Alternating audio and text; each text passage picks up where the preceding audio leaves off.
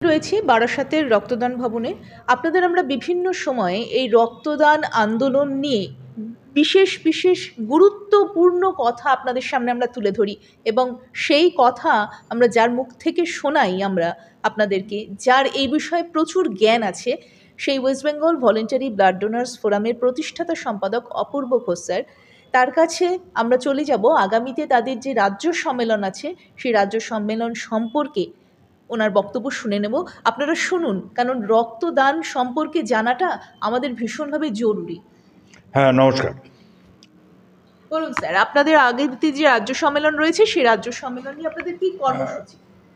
আসলে আমি যে শহরে জন্মগ্রহণ করেছি তখন তো এটা শহর ছিল না, বারাসাত। তখন একটা জেলা শহরের মহকুমা ছিল, অর্থাৎ 1953 সালে আমি জন্মগ্রহণ করেছি।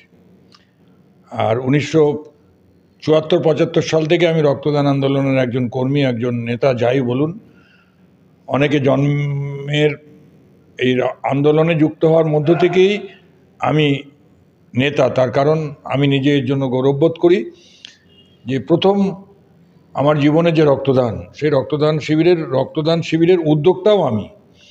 তো 70-এর দশকে সরকারি ব্লাড ব্যাংকের মাধ্যমে রক্তদান শিবির স্থাপন করে, তার কারণ তখন একমাত্র সেন্ট্রাল ব্লাড ব্যাংক। 1939 সালে যে ব্লাড ব্যাংক প্রতিষ্ঠিত হয়েছিল কলকাতা স্কুল অফ ট্রপিক্যাল মেডিসিনে, ডক্টর স্যার উপেন্দ্রনাথ ব্রহ্মচারী, ইনি কালাজ্বরের ওষুধের আবিষ্কারক ছিলেন। 1937 সালে পৃথিবীর প্রথম ব্লাড ব্যাংক প্রতিষ্ঠিত হয় আমেরিকার শিকাগো শহরে কুক কাউন্টি হাসপাতালে। 1939 সালে দ্বিতীয় ব্লাড ব্যাংক প্রতিষ্ঠিত হয় ইংল্যান্ডের লন্ডন শহরে, এবং দুটোই সাথে কিন্তু দ্বিতীয় বিশ্বযুদ্ধের একটা বিরাট সম্পর্ক ছিল। বিশ্বযুদ্ধে আহত সৈনিকদেরকে বাঁচাবার কোনো রাস্তা ছিল না, রক্ত সঞ্চালন করে তাদের বাঁচানো যেত, কিন্তু ব্লাড ব্যাংক প্রতিষ্ঠিত না হলে তার আগে যেটা ছিল সেটা হচ্ছে একজন দাতাকে টেবিলের উপরে শোয়ানো হতো আর গ্রহীতাকে মাটিতে শোয়ানো হতো। দাতা থেকে গ্রহীতার মধ্যে রক্ত সঞ্চালিত হতো, কেউ বাঁচতেন কেউ বাঁচতেন না, কারো গ্রুপ, সেগুলি অনেক ইতিহাস, আমি তাতে যাচ্ছি না।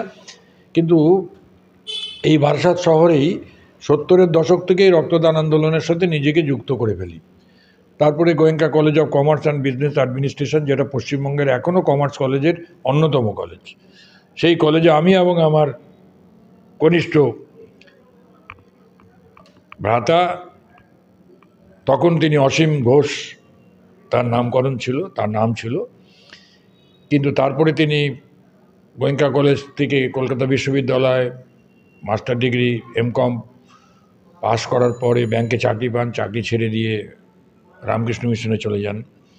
কিন্তু আমি সেই সময় থেকে এই রক্তদান আন্দোলনের মধ্যে যে আন্তরিকতা, যে মানুষের হাসি, একটা একেবারে মৃত্যুর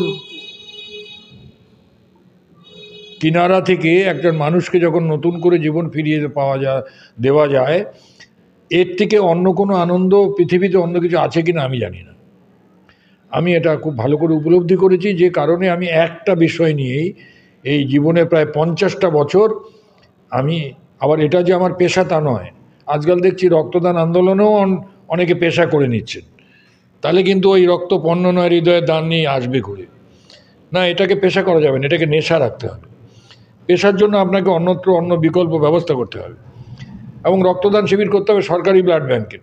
তো সেই সময় এই আন্দোলন শুরু হয়েছিল বারাসাত শহর থেকে।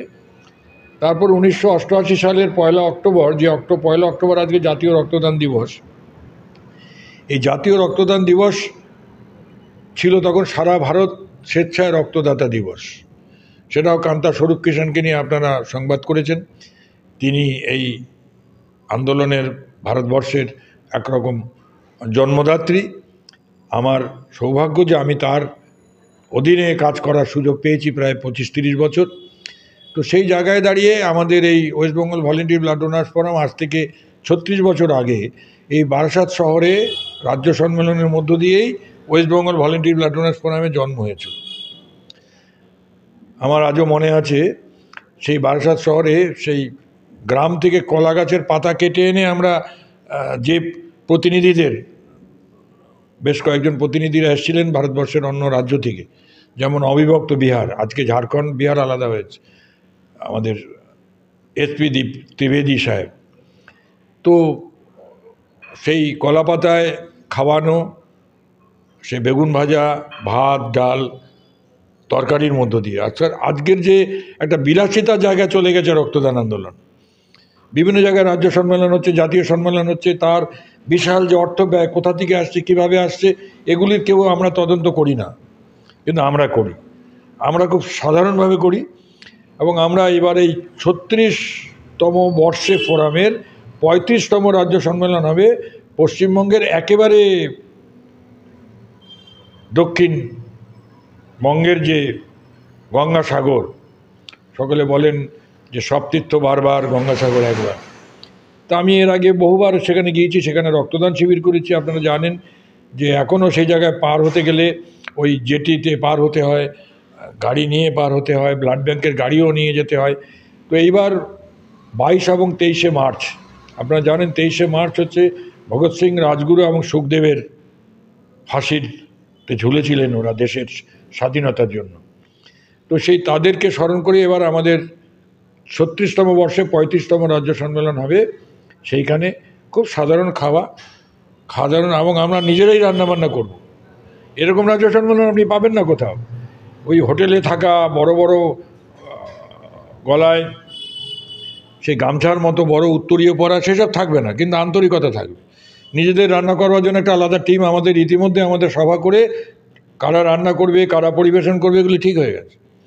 তো সেখানে হবে 21 তারিখে আমাদের শিয়ালদা স্টেশন থেকে। আপনারা জানেন যে এখন ওই সাগরে যেতে গেলে সবসময় জল এবং সবসময় ওই জেটি পারাপারে যে ব্যবস্থা আছে, সেটার স্টেশনটার নাম হচ্ছে, সেই স্টেশনে যেতে হবে। সেই স্টেশন থেকে আমাদের সমস্ত ব্যবস্থা থাকবে। এবং গঙ্গাসাগরে আমরা এই 21 তারিখের মধ্যে সকলেই আমরা সেখানে আমাদের একটা নির্দিষ্ট সংখ্যা ধরে নিয়েছি, 200 জনের বেশি প্রতিনিধি আমরা নেব না। এবং আমরা যারা সরকারি ব্লাড ব্যাংকে রক্তদান শিবির করি, সরকারি ব্লাড ব্যাংকের সমস্যা নিয়ে আলোচনা হবে। সরকারি ব্লাড ব্যাংকে সরকারের ভূমিকা কী থাকবে, রাজ্য সরকারের ভূমিকা কী থাকবে। নিজের সন্তানকে বাঁচাবার জন্য সরকারের ভূমিকা থাকতে হবে তো, কেন্দ্রীয় সরকারের ভূমিকা থাকতে হবে তো। এই যে আজকে এত বড় বাজেট হলো, কিন্তু রক্তদানের বিষয়ে তো কোনো বাজেটে কোনো রকম অঙ্গীকার নেই। আমরা তো প্রধানমন্ত্রীকে চিঠি দিয়েছিলাম, আমরা তো কেন্দ্রীয় স্বাস্থ্যমন্ত্রীকে চিঠি দিয়েছিলাম যে রক্তদানেও ভর্তুকি দিয়ে ভারত সরকারকে দায়িত্ব নিতে হবে। মৃত্যু পথযাত্রী মানুষের জন্য মানুষের দান করা রক্তের কোনো বিনিময় মূল্য হবে না, সেটা বেচাকেনা চলবে না। মহামান্য সুপ্রিম কোর্ট ইতিমধ্যেই এই নির্দেশ 90 দশকে দিয়েছেন, no buying and selling of human donated blood. কিন্তু সুপ্রিম কোর্টের সেই যে জাস্টিস, সেই ভার্ডিক্ট আজকে লঙ্ঘিত হচ্ছে। আজকে মানুষের দান করা রক্ত নিয়ে ব্যবসা চলছে। আজকে মাত্র 1162টা সরকারি ব্লাড ব্যাংক ভারতবর্ষে আছে, প্রায় 3000-এরও বেশি ব্লাড ব্যাংক আছে যারা রক্ত নিয়ে ব্যবসা করে। আমাদের রাজ্যেও দিন দিন সরকার, রাজ্য সরকার এবং কেন্দ্রীয় সরকার দুজনে মিলে এই ব্যবসায়ী ব্লাড ব্যাংকের নতুন নতুন লাইসেন্স দিচ্ছেন। এগুলির বিরুদ্ধে আওয়াজ উঠবে। আসুন, আগামী 22 এবং 23শে মার্চ পশ্চিমবঙ্গের একেবারে শেষ প্রান্ত, এই বর্তমানে এই বাংলাদেশ বিষয় নিয়ে চিকেন নেক বিষয়টা খুব আলোচনা হয়। চিকেন নেকটা কি আপনারা জানেন যে উত্তর পূর্ব ভারতের যে 6টা রাজ্য আছে, সেই 6টা রাজ্যর প্রবেশ পথ হচ্ছে শিলিগুড়ি।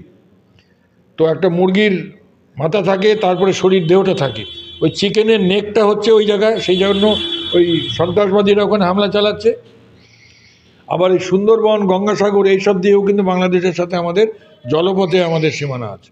তো ওই জলপথটা যেটা আমাদের রাজ্যের একটা অন্যতম জায়গা, যেখানে প্রতি বছর গঙ্গাসাগর মেলার জন্য লক্ষ লক্ষ পুণ্যার্থীরা আসেন। এবারে আমরা রক্তদান আন্দোলনে পুণ্যস্নান করতে গঙ্গাসাগর যাচ্ছি, আপনারাও আসুন। West Bengal volunteer blood donors forum এখন একমাত্র সংগঠন যারা স্বেচ্ছায় রক্তদান আন্দোলন এবং সরকারি ব্লাড ব্যাংকের শিবির নয়, এই সরকারের যে ভূমিকা, সেই ভূমিকাকে নিয়েও তারা সারা বছর এই কাজটা করে।